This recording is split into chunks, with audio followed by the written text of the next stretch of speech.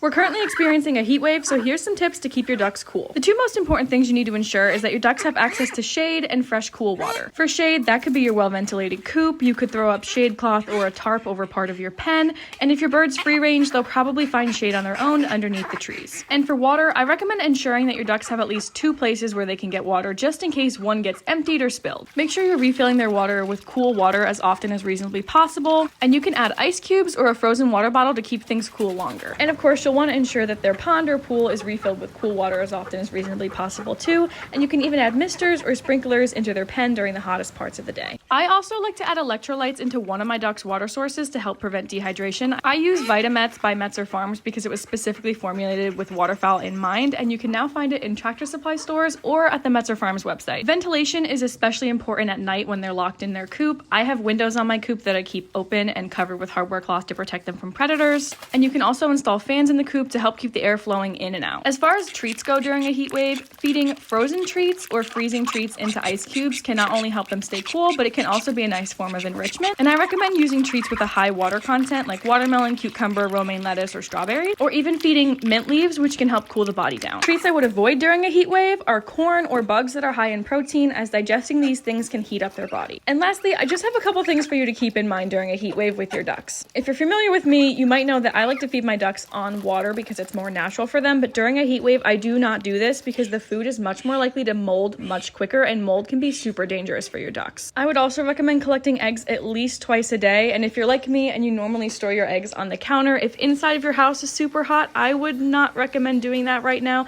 because you don't want to accidentally have eggs start developing in your house if you have male ducks around too. And just keep in mind that it's not uncommon for egg production to drop significantly during heat waves. You may also find smaller eggs or eggs with thinner shells. And most importantly, make sure you're watching for signs of heat stress in your ducks, especially if you have broody ducks, which are much more likely to be dehydrated. While panting and fluttering their wings are normal ways for them to regulate their body temperature during the heat, keep an eye out for excessive panting, abnormal behavior, standing motionless for long periods of time, or holding their wings away from their body for extended periods of time, as these are signs that your duck could be experiencing heat stress. But hopefully with all of these tips, your ducks will be happy, healthy, and cool throughout the whole heat wave. And while you're busy taking care of your ducks, don't forget to drink water to keep yourself hydrated too.